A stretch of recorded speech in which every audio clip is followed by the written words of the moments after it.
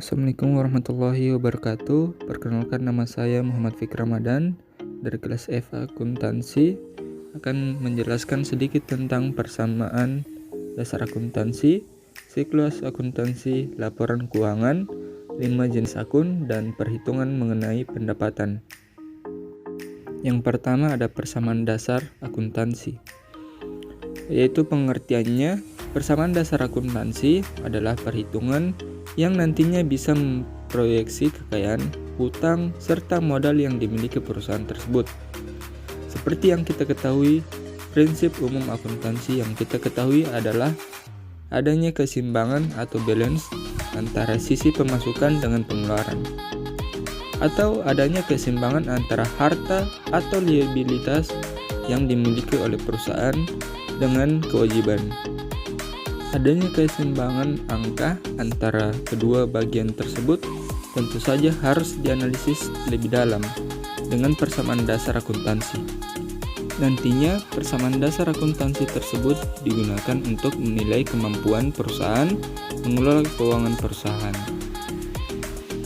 Yang selanjutnya setelah pengertian yaitu prinsip persamaan dasar akuntansi. Persamaan dasar akuntansi sering juga disebut sebagai PDA dan merupakan suatu konsep dasar yang harus dikenal oleh para ahli ekonomi atau calon akuntan. Semua perusahaan pastinya memiliki harta atau aset yang dikenal juga sebagai sarana melancarkan liabilitas serta kewajiban beban yang harus dibayar. Prinsip persamaan dasar akuntansi secara matematis menghubungkan antara harta perusahaan dengan hutang serta modal. Bagian harta atau aset perusahaan termasuk dalam bagian aktiva, sedangkan hutang dan modal masuk dalam bagian pasiva. Selanjutnya ada rumus persamaan dasar akuntansi. Rumusnya yaitu harta atau aktiva sama dengan hutang tambah modal pasiva. Seperti yang kita ketahui, semakin besar hutang pada sisi pasiva akan menyebabkan ketidakseimbangan pada sisi aktiva. Jika terjadi suatu transaksi yang tidak transparan atau tidak dilaporkan, nantinya juga akan terlihat dengan perhitungan prinsip persamaan dasar akuntansi tersebut. Selanjutnya, ada manfaat persamaan dasar akuntansi. Persamaan dasar akuntansi tentu saja dibuat perhitungannya, bukan tanpa alasan. Tentu saja ada berbagai manfaat yang bisa diperoleh oleh pihak akuntan ataupun perusahaan dari tabel persamaan dasar akuntansi ini. Berikut berbagai manfaat yang bisa didapatkan dari tabel persamaan akuntansi. Jadi sumber catatan yang nantinya bisa mempermudah proses pencatatan transaksi keuangan. Persamaan dasar akuntansi memuat informasi mendasar terkait transaksi keuangan yang masuk maupun keluar dari rekening perusahaan, sehingga nantinya memudahkan proses pembuatan laporan keuangan. Yang kedua, sebagai sarana untuk memeriksa besarnya saldo yang masuk maupun keluar dari rekening perusahaan. Berbeda dengan laporan keuangan yang menyediakan laporan terperinci, persamaan dasar akuntansi menyediakan transaksi keuangan secara garis besar. Yang ketiga, sebagai sarana koreksi ketepatan antara saldo pada sisi aktiva maupun sisi pasiva. Perhitungan saldo pada kedua belah pihak, tabel persamaan dasar akuntansi nantinya menyisakan angka yang seimbang jika semua transaksi telah dilaporkan dengan sebaik mungkin. Selanjutnya, pengertian siklus akuntansi. Siklus akuntansi secara khusus diartikan sebagai proses berulang untuk melakukan identifikasi, analisis, dan merekam setiap kegiatan akuntansi dalam sebuah perusahaan. Siklus dalam kegiatan akuntansi ini terjadi dalam kurun waktu 1 tahun. Dalam waktu tersebut, semua prinsip, kaidah, metode, hingga teknik-teknik dalam akuntansi digunakan untuk mencatat segala kegiatan akuntansi perusahaan. Umumnya, siklus ini dimulai pada awal tahun dengan pembukaan, pembukuan, dan ditutup dengan jurnal penutup. Proses akuntansi ini dilakukan berkesinambungan dan berulang selama perusahaan masih aktif. Hal ini kemudian menjadikan proses-proses tersebut sebuah siklus. Adanya siklus ini dapat membantu pemilik perusahaan dalam melakukan analisis terkait kondisi keuangan perusahaan yang dimilikinya. Yang berikutnya ada tahapan siklus akuntansi. Sebagai sebuah siklus, proses akuntansi juga memiliki berbagai tahapan yang harus dilalui secara berurutan. Tujuan dalam siklus ini adalah untuk memberikan suatu informasi akuntansi yang tepat, sehingga dapat membantu dalam proses pengambilan keputusan. Untuk mencapai tujuan tersebut, tahapan-tahapan dalam siklus akuntansi adalah sebagai berikut. Yang pertama, mengidentifikasi transaksi. Yang kedua, analisis transaksi. Yang ketiga, pencatatan transaksi dalam jurnal. Yang keempat, memposting ke buku besar. Yang kelima, menyusun neraca saldo dan jurnal penyesuaian. Yang keenam, penyusunan neraca saldo, penyesuaian, dan laporan keuangan. Yang ketujuh, menyusun jurnal penutup. Dan yang terakhir, sebagai tambahan, menyusun neraca saldo dan jurnal pembalik. Selanjutnya kita ke laporan keuangan. Yang pertama, pengertian laporan keuangan. Secara umum, laporan keuangan adalah laporan yang berisi pencatatan uang dan transaksi yang terjadi dalam bisnis, baik transaksi pembelian maupun penjualan, dan transaksi lainnya yang memiliki nilai ekonomi dan moneter. Biasanya, laporan ini dibuat dalam episode tertentu. Penentuannya ditentukan oleh kebijakan perusahaan, apakah dibuat setiap bulan atau setiap tahun sekali. Terkadang perusahaan juga menggunakan keduanya. Laporan keuangan dibuat untuk mengetahui kondisi finansial perusahaan secara keseluruhan, sehingga para stakeholders dan pengguna informasi akuntansi bisa melakukan evaluasi dan cara pencegahan dengan tepat dan cepat jika kondisi keuangan usaha mengalami masalah atau memerlukan perubahan. Yang kedua, jenis-jenis laporan keuangan. Terdapat 5 jenis laporan keuangan utama pada bisnis. Semuanya disesuaikan dengan bentuk transaksi yang terjadi di dalam perusahaan. Karena setiap laporan ini memiliki fungsi dan prinsip yang berbeda.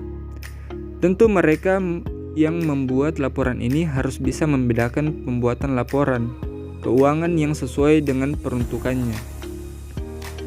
Berikut adalah penjelasan 5 jenis laporan keuangan utama perusahaan lengkap beserta jenis dan fungsinya yang bisa Anda ketahui. Yang pertama, laporan laba rugi. Laporan laba rugi adalah laporan finansial perusahaan yang dibuat oleh bisnis untuk mengetahui pengeluaran dan pemasukan bisnis secara mendetail. Isi dari laporan ini ialah data-data pendapatan sekaligus beban yang ditanggung oleh perusahaan. Yang kedua, laporan arus kas. Jenis laporan keuangan yang kedua adalah laporan arus kas. Laporan arus kas atau yang biasa disebut dengan cash flow ini sendiri dapat diartikan sebagai catatan keuangan yang berisi informasi tentang pemasukan dan pengeluaran selama satu periode.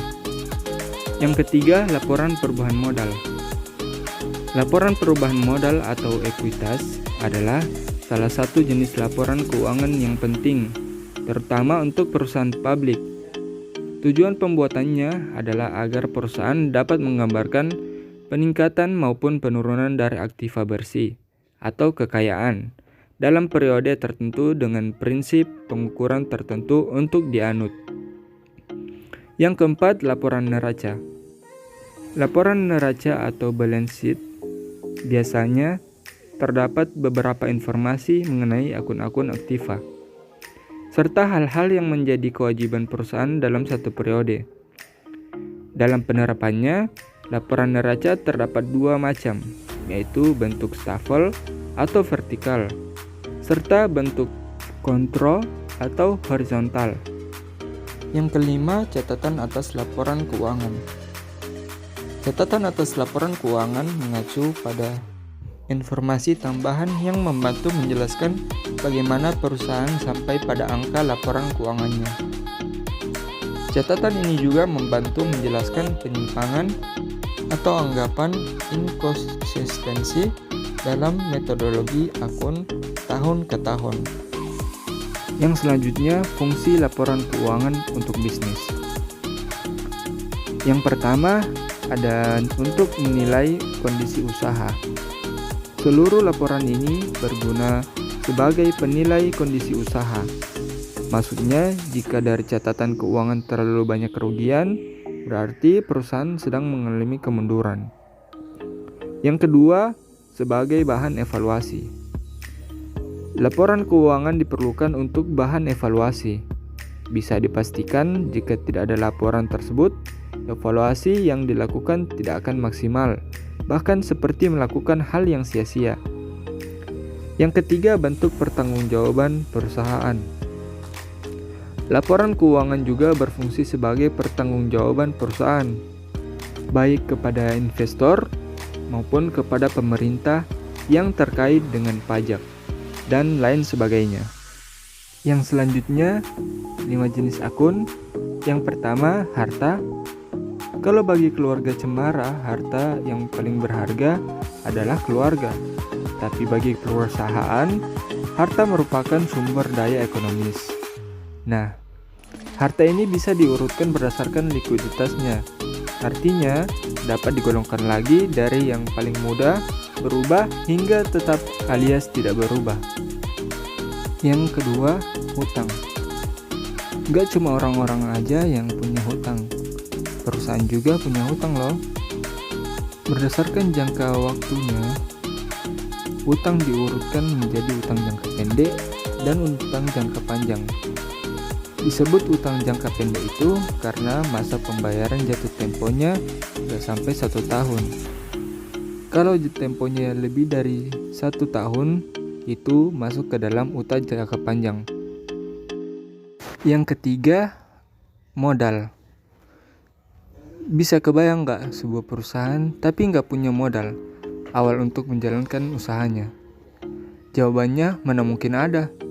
Setiap perusahaan untuk memulai usahanya pasti membutuhkan modal. Nah, modal ini dalam menggolongkan akun masuk ke dalam kekayaan pemilik perusahaan yang disetorkan kepada perusahaan. Jadi misalnya kamu punya uang terus bikin usaha. Nah, uang yang kamu punya buat bangun usaha itu namanya modal. Yang keempat, pendapatan.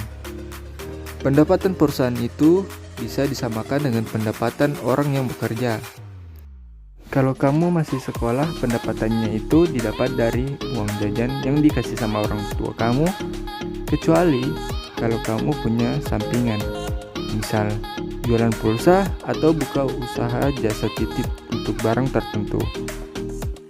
Kalau di perusahaan, pendapatan itu merupakan hasil dari kegiatan operasional perusahaan, baik yang diterima secara tunai maupun yang non-tunai.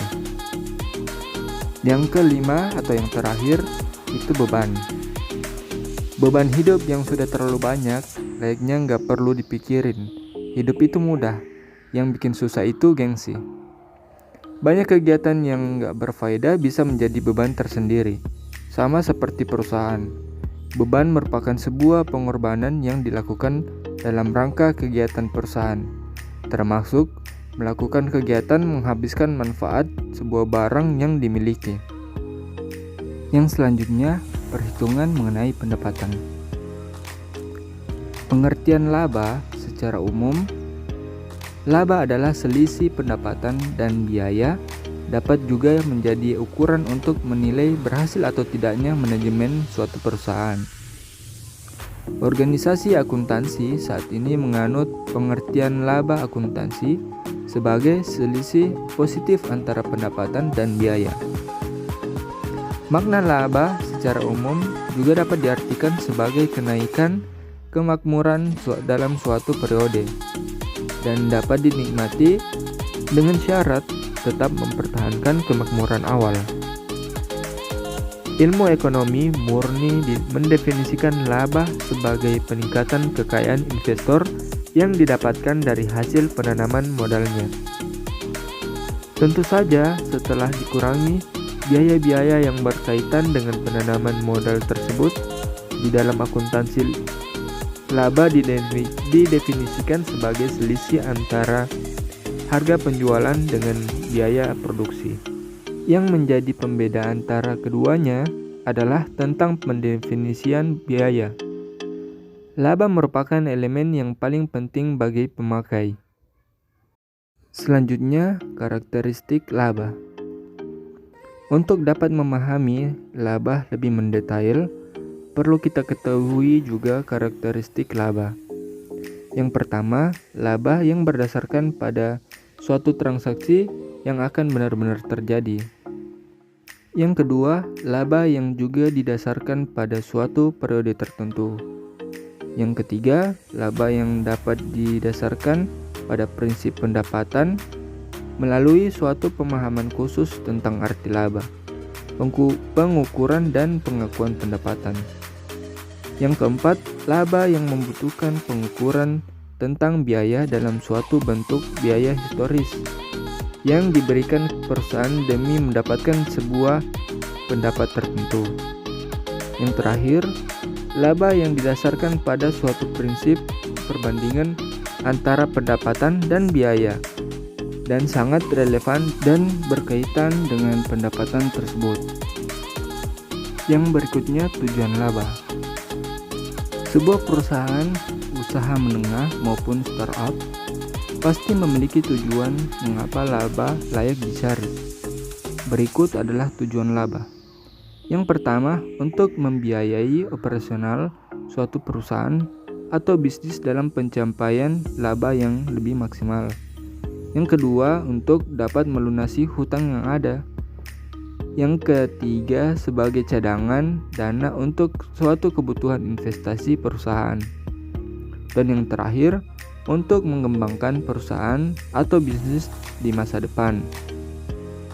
Selanjutnya, fungsi laba. Laba yang tinggi menunjukkan bahwa konsumen menginginkan produksi yang banyak dari sebuah industri atau perusahaan.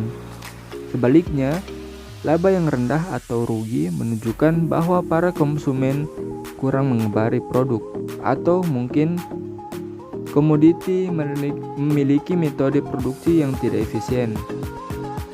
Laba ini memberi petunjuk penting untuk suatu relokasi sumber daya atau kemampuan yang dimiliki oleh masyarakat. Dalam suatu sistem yang sempurna, laba bukan salah satu-satunya yang diutamakan oleh manajemen. Aspek pelayanan adalah yang utama. Sedangkan koperasi memandang laba dari fungsinya. Fungsi ini bergantung pada besar kecilnya partisipasi atau transaksi anggota-anggotanya dengan koperasinya. Jika partisipasi anggota tinggi, maka akan tinggi juga manfaat yang diterima oleh anggota. Yang selanjutnya, unsur-unsur laba. Laba yang didapatkan sebuah perusahaan atau bisnis tak lepas dari unsur-unsur berikut. Yang pertama, pendapatan. Pendapatan adalah hasil dari pekerjaan seseorang. Pendapatan juga dipahami sebagai sesuatu yang didapatkan setelah pekerjaan selesai atau selesai melakukan sebuah bisnis. Yang kedua, beban. Beban adalah sesuatu yang harus dikeluarkan dan dipertanggungjawabkan seseorang demi mendapatkan hasil yang diharapkan. Beban sangat penting untuk dapat dipenuhi, untuk mendapatkan sesuatu keuntungan atau laba yang Anda cari. Yang ketiga, biaya. Biaya dapat diartikan sebagai sesuatu hal yang harus menjadi khas dalam suatu bisnis. Fungsinya sebagai alat penggerak bisnis agar tetap berjalan dengan baik dan dapat memberikan laba yang diharapkan. Yang keempat, ada untung atau rugi. Keuntungan adalah sesuatu yang didapatkan seseorang yang melakukan bisnis yang berjalan sesuai rencana dan target. Untung adalah pendapatan pebisnis, sedangkan kerugian adalah hal yang dihindari oleh semua pemilik usaha. Yang berikutnya, penghasilan. Penghasilan adalah hasil akhir dari suatu bisnis. Penghasilan inilah yang digunakan untuk suatu kehidupan bisnis. Berikutnya, faktor yang mempengaruhi laba. Laba juga dapat mengalami perubahan. Perubahan tersebut dipengaruhi oleh beberapa faktor. Yang pertama, periode waktu. Periode waktu dapat memprediksi perubahan laba dengan realisasi yang akan dicapai. Semakin pendek interval waktu, maka akan semakin akurat ramalan tersebut. Yang kedua, besaran perusahaan. Skala ekonomi berbeda-beda pada setiap perusahaan. Skala ekonomi yang tinggi dapat menghasilkan produk dengan tingkat biaya rendah.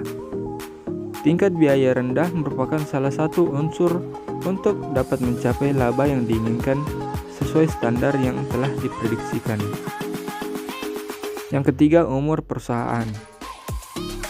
Manajemen suatu perusahaan yang masih baru masih belajar untuk menentukan ketepatan perubahan laba. Dan sebaliknya, perusahaan yang sudah lama bergerak akan semakin cermat pada perubahan laba. Yang berikutnya, kredibilitas penjamin emisi. Penjamin emisi akan sangat berhati-hati untuk menjaga kredibilitas prediksi laba.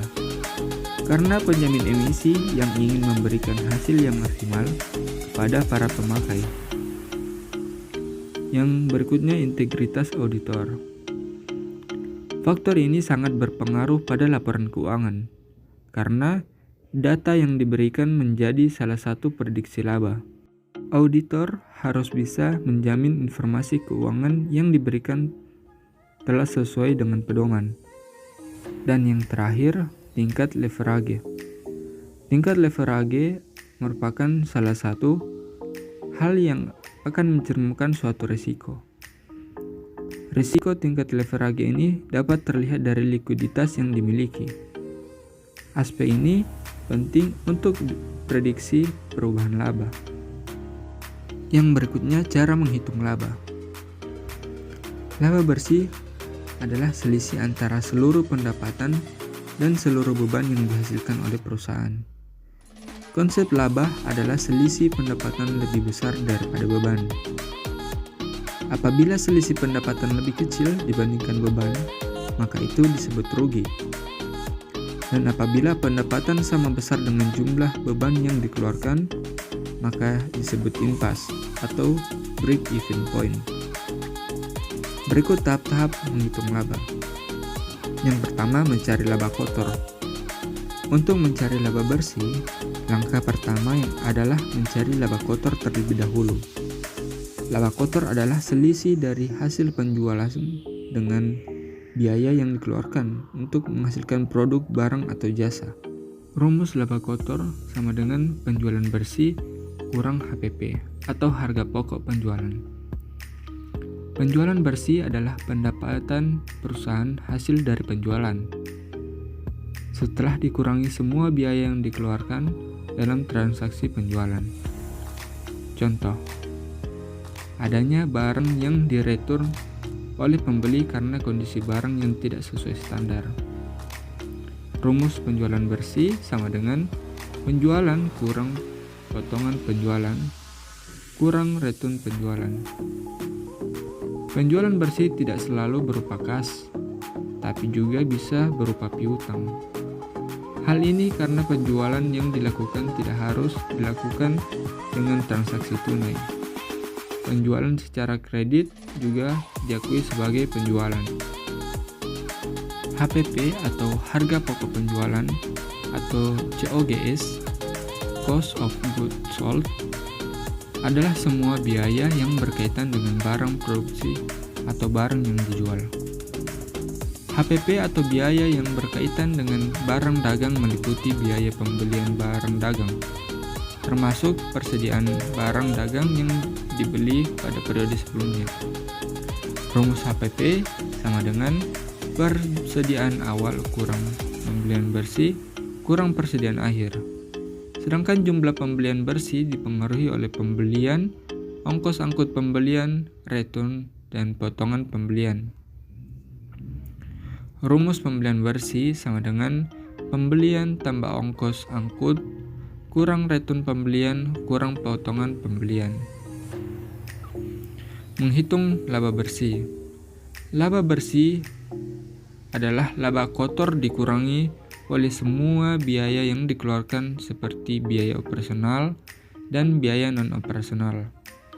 Dan jika ada ditambah pendapatan yang diperoleh dari kegiatan non-operasional. Contoh pendapatan non-operasional yaitu pendapatan bunga atau pendapatan hasil dari penjualan aktiva tetap perusahaan. Biaya operasional contohnya adalah biaya pemasaran, biaya administrasi, biaya penyusutan, sedangkan biaya non-operasional contohnya adalah biaya bunga atau interest dan pajak. Rumus laba bersih sama dengan laba kotor kurang beban usaha. Cukup sekian 5 materi yang saya jelaskan tadi. Mohon maaf bila ada kekurangan kata atau kesalahan kata. Wassalamualaikum warahmatullahi wabarakatuh.